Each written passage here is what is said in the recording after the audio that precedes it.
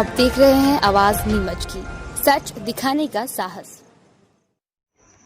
केंद्र सरकार द्वारा कोरोना काल में घरेलू उपभोक्ताओं को मिलने वाली गैस सब्सिडी में कटौती कर दी है। अगर पिछले 6 माह में देखा जाए तो गैस सिलेंडर के दाम लगातार बढ़ते जा रहे हैं। घरेलू गैस सिलेंडर पर 6 महीने में 37 रुपए की बढ़ोतरी की गई है। इससे उपभोक्ताओं की जेब पर आर्थिक भार बढ़ा है। पिछले 6 माह में अगर देखा जाए तो सब्सिडी 281 रुपए से हर माह घटी है, जबकि मई में सब्सिडी नहीं दी गई थी। ऐसे में अब अगस्त माह तक सब्सिडी 53 रुपए तक पहुंच गई है। इससे उपभोक्ताओं पर आर्थिक भार बढ़ रहा है। वहीं अब मध्यम वर्गीय परिवारों को अपनी भोजन की थाली और महंगी लगने लगी है।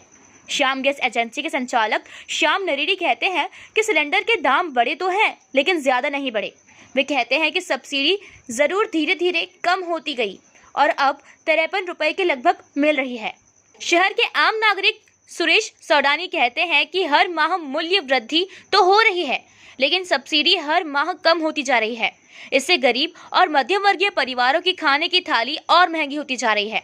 ऐसे में सरकार को सब्सिडी पहले जो दे रहे थे वही देना चाहिए। महिला कांग्रेस की जिला अध्यक्ष आशा सांभर कहती हैं कि धीरे धीरे गैस सिलेंडर के दाम बढ़ते जा रहे हैं।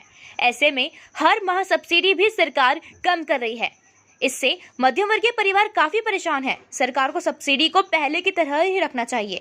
तो सब्सिडी का अगर अमाउंट वाइज देखें तो कुछ फ़र्क आया है, कम आया है, लेकिन 1-2 रुपये के अंतर है ना। गैस महंगी ज़रूर हुई है पर इतनी महंगी नहीं हुई है।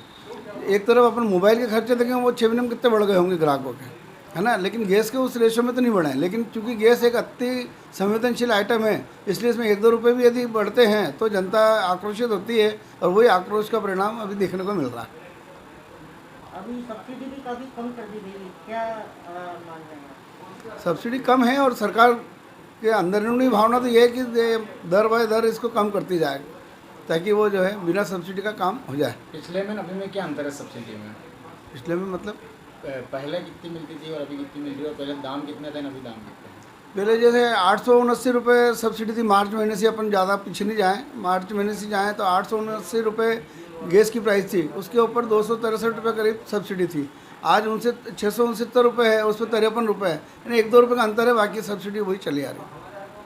देखा जाए तो केंद्र और पेट्रोलियम कंपनियां जो रहती है उन्हें बढ़ाने घटाने का और सब्सिडी भी वही आजकल तय कर रही है। हाँ, पहले जो है भारत सरकार जो है सब्सिडी की राशि फिक्स रखती थी, है ना, गैस की प्राइस भी फिक्स रखती थी। अब गैस जो है इंटरनेशनल रेट से कम ज़्यादा होती है, तो वो कंपनी को, ऑयल कंपनी जो है तीनों भारत सरकार की, उनके जिम्मे कर दिया है।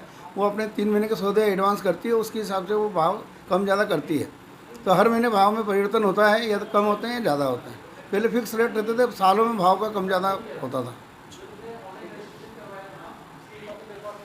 जिस हिसाब से रेट की वृद्धि हो रही है और सब्सिडी हर माह रेट इस पर अपने टंकी के ऊपर डाउन होती जा रही है, तो उससे ऐसा लगता है कि मध्यम वर्ग की जो और गरीब लोगों के लिए उसकी थाली, खाने की थाली महंगी होती जा रही है। और सरकार, केंद्र सरकार को चाहिए कि कम से कम सब्सिडी में जो पुरानी थी वही स्तर रखे। अभी 50 रुपये सब्सिडी मिल रही है। काफ़ी, मेरा कहना है कि 50 रुपये तो पहले बहुत कम थी। पहले 350-400 रुपये तक सब्सिडी आती थी, और जबकि मूल्य वृद्धि तो वही हो रही है। तो इससे गरीब की थाली और मध्यम वर्ग की थाली तो महंगी हो रही है। क्या नाम है आपका? सुरेश सोडानी। हाँ, हम देखें मध्य प्रदेश में गैस सिलेंडर के भाव लगातार बढ़ते जा रहे हैं। धीरे धीरे बढ़ रहे हैं, लेकिन बढ़ते जा रहे हैं। लेकिन अभी जो सुनने में आ रहा है कि जब गैस के सिलेंडर के भाव जब धीरे धीरे बढ़ रहे हैं तो ये सब्सिडी क्यों कम की जा रही है? जो आर्थिक मंदी जिस कोरोना को लेकर आज सभी के जेब पर जो डाका डाला है, और जो इन्होंने नोटबंदी और जीएसटी लगाकर पहले ही सभी लोग परेशान हैं, और उसके अंदर कोरोना का ये जो महामारी लोगों के आई है, तो इससे और ज़्यादा परेशान हो गए।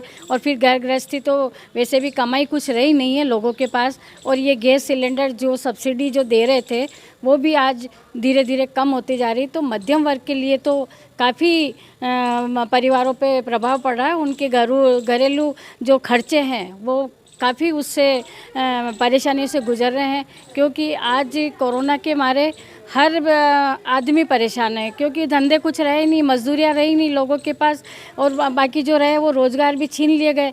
क्योंकि ये जो आज कोरोना की वजह से जो आर्थिक मंदी आई है, ये हमारे देश के लिए बहुत ही दुखद है, क्योंकि हम जो आर्थिक मंदी है वो कोई झेल नहीं पा रहा, और मध्यम वर्ग के लिए तो बहुत ही मुश्किल हो रही है, क्योंकि हर चीज़ मध्यम वर्ग के लिए ही परेशानी का सामना करना पड़ा, क्योंकि न इनको मध्यम वर्ग वालों को न सरकार कोई छूट देती है, न कोई किसी में मतलब उनके साथ वो होता, लेकिन मध्यम वर्ग ही क्यों पिसता जा रहा है, ये सोचने की बात है। तो मैं तो यही कहना चाहूँगी कि जो ये सब्सिडी जो आप कम करें, ये कम ना करें, और जो पहले जो सब्सिडी मिल रही थी उसको लगातार चालू रखें, और जो भी मध्यम वर्ग के लोग जो हैं उनको भी राहत मिले, यही मैं कहना चाहती हूँ।